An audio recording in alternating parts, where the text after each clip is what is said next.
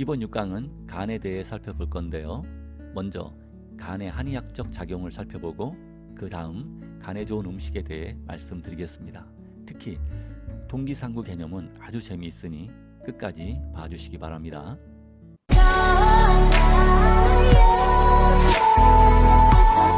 신사의 장기라 불리는 간은 인체의 면역 기능을 담당합니다. 지난 강의에서 오행을 공부하며 오색에 대해 배웠습니다. 간의 색은 청색입니다. 청색 음식은 별로 없어 초록색으로 대체를 합니다.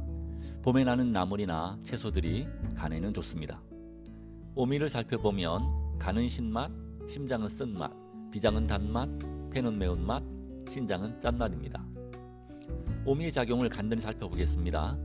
먼저 신맛은 수렴작용을 합니다. 즉 몸으로 거두어 들인다는 말입니다. 그러므로 다이어트를 하려는 분들은 신맛 나는 과일을 많이 드시면 성공하기 힘듭니다. 쓴맛은 열을 내리는 사화작용과 습기를 말리는 조습작용을 합니다. 그래서 너무 마른 사람이 쓴맛 나는 것을 즐기면 몸이 더 마르게 됩니다. 반대로 뚱뚱하면서 몸이 습한 사람에게는 쓴맛이 좋습니다. 여름에 나는 쓴맛 나는 나물은 열을 내려줍니다. 단맛은 기운을 보충해주고 긴장을 풀어줍니다. 기운이 빠질 때 단 것이 당기고 직장에서 긴장되는 일이 있을 때 달달한 자판기 커피 한 잔 드시면 릴렉스가 되죠. 매운맛은 기를 발산시키는 작용을 합니다. 가슴에 기가 막혀 답답할 때 도움이 됩니다. 짠맛은 뭉치거나 결린 것을 푸는 작용을 합니다. 맛에 대해선 각 장기를 설명할 때 좀 더 자세히 배우겠습니다. 간의 오행을 살펴보면 계절은 봄, 오색은 청색, 오미는 신맛, 오지는 분노, 오성은 인자함, 승지는 비승로입니다. 간의 맛이 신맛이다 보니 과일도 자주가 간에 속합니다. 한방에서는 마치 아주 신 산수유가 간을 치료하는 주약으로 쓰입니다.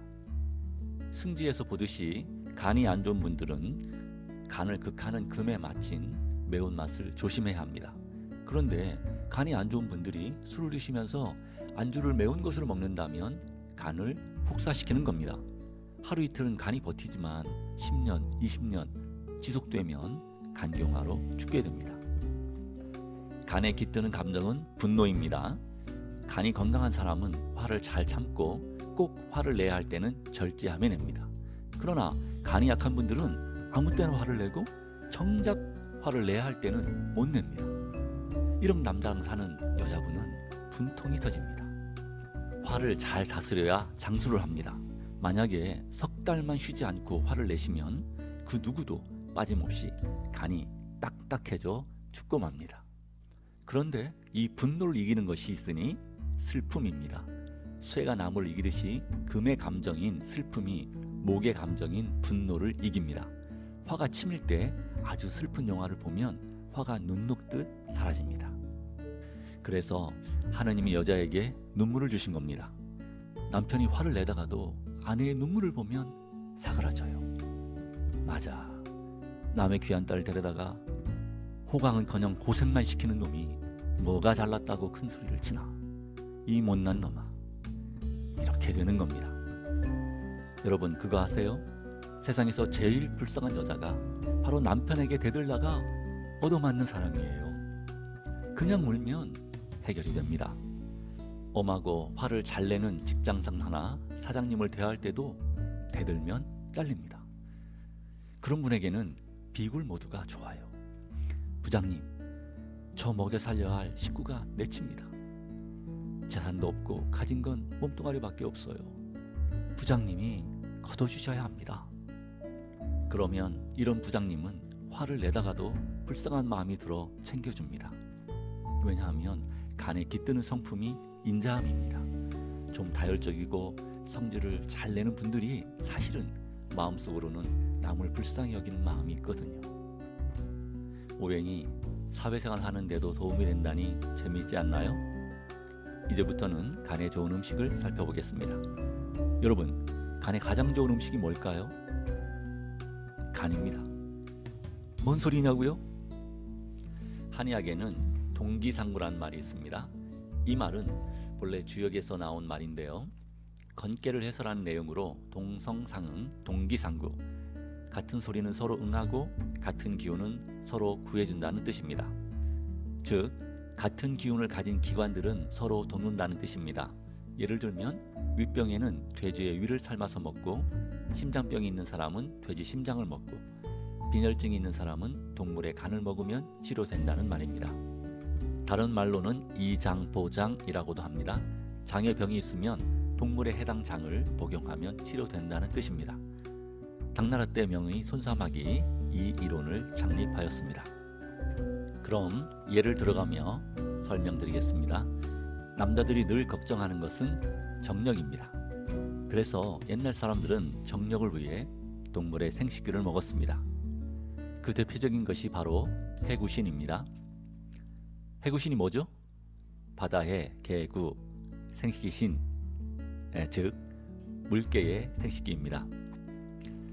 옛날에도 해구신은 구하기가 어려워 서민들은 뭘로 대체를 했을까요? 조금 연식이 있는 분들은 바로 눈치를 챕니다. 구신입니다. 바로 개의 생식기입니다. 또 형편이 되는 사람은 사슴의 생식기 녹신을 먹기도 했습니다. 이렇듯 같은 성질의 기운과 모양을 가진 것들이 서로 구해주는 것을 동기상구라 하는 겁니다. 그럼 어떤 간이 제일 좋을까요? 사람 간입니다. 아주 옛날에 동네 처녀총각이 죽으면 장사도 안 하고 매장을 했습니다. 그런데 다음날 묘지가 파헤쳐져 있고 간이 없어진 겁니다. 그리고 어젯밤에 여우가 와서 간을 파먹었다고 소문이 났습니다. 그런데 사실은 동네 남정네들이 먹은 거지요. 얼마 전까지만 해도 간이 안 좋아 간을 먹는다면 양방에선 완전 무식한 사람 취급했었습니다. 요즘은 영양학이 발달하면서 양방에서도 간에는 비타민 A, B, C 모두 풍부하게 들어있어 간 기능 회복과 손상된 간세포 회생을 돕는다고 먹으라고 합니다. 그 대표가 미국의 저명한 영양사인 베스 햄퍼 박사입니다. 동물의 간에는 눈의 비타민이라는 비타민 A, 즉 네티놀이 타의 추종을 불허할 정도로 풍부하게 들어있습니다. 위에 표에서 보듯이 비타민 A는 소나 돼지, 닭 등 동물에만 존재합니다. 식물의 경우 당근, 토마토 등 녹황색 채소에 많은 베타카로틴이 몸에 흡수되면 일부가 레티놀로 변해 비타민 A의 역할을 하는 겁니다. 비타민 A는 망막에 필요한 영양소로 결막과 각막 보호에 중요한 역할을 하는데요. 비타민 A가 부족하면 야맹증, 안구건조증, 결막염 등 각종 안질환에 걸리기 쉽습니다. 오행과 함께 오간이 있습니다. 눈은 간과 통하고, 혀는 심장과, 입은 비장과, 코는 폐와, 귀는 신장과 통합니다. 그러므로 눈에 문제가 생기면 그 병의 근본이 간에 있는데 이를 모르고 눈만 본다면 참 어리석은 것입니다. 이렇듯 눈은 간과 통하고 모든 동물의 간은 오행 중 목에 속하니 동물의 간이 눈에 좋은 것은 당연한 이야기입니다. 어떠세요? 우리 선조들의 지혜가 참 놀랍지요? 동물의 왕인 사자는 밤에 주로 사냥을 하는데요. 사자의 금빛 눈은 어둠 속에서도 사냥감을 잘 볼 수 있습니다. 이는 사자가 간을 가장 즐겨 먹기 때문입니다. 간은 철분이 시금치보다 6배나 많아 빈혈 예방에도 도움이 됩니다. 이런데도 간을 안 드실래요? 특히 여성들은 간을 먹어야 합니다. 매달 하는 마법 때문에 간이 힘들어합니다. 그러니 순대 드실 때 꼭 간과 함께 드시기 바랍니다. 다음은 곰쓸개 웅담입니다.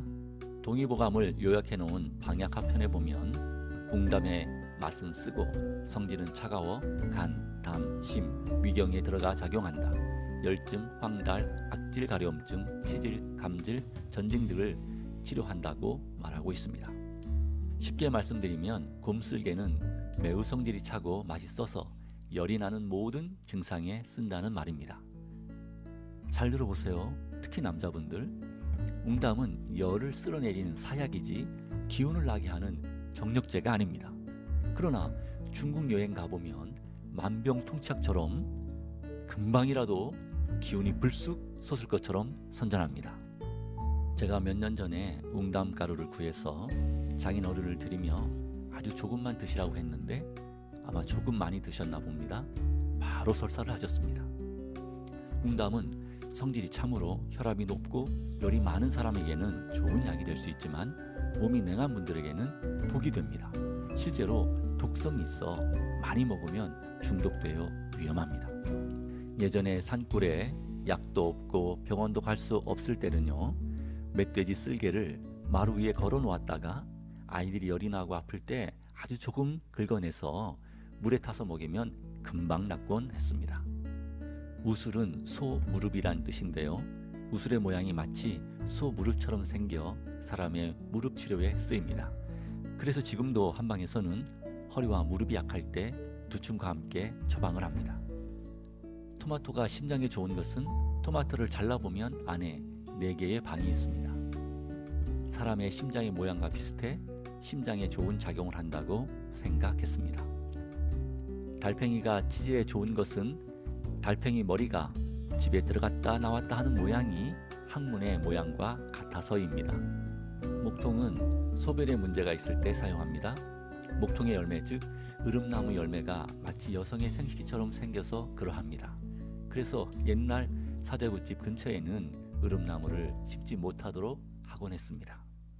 다음은 돼지 방광입니다.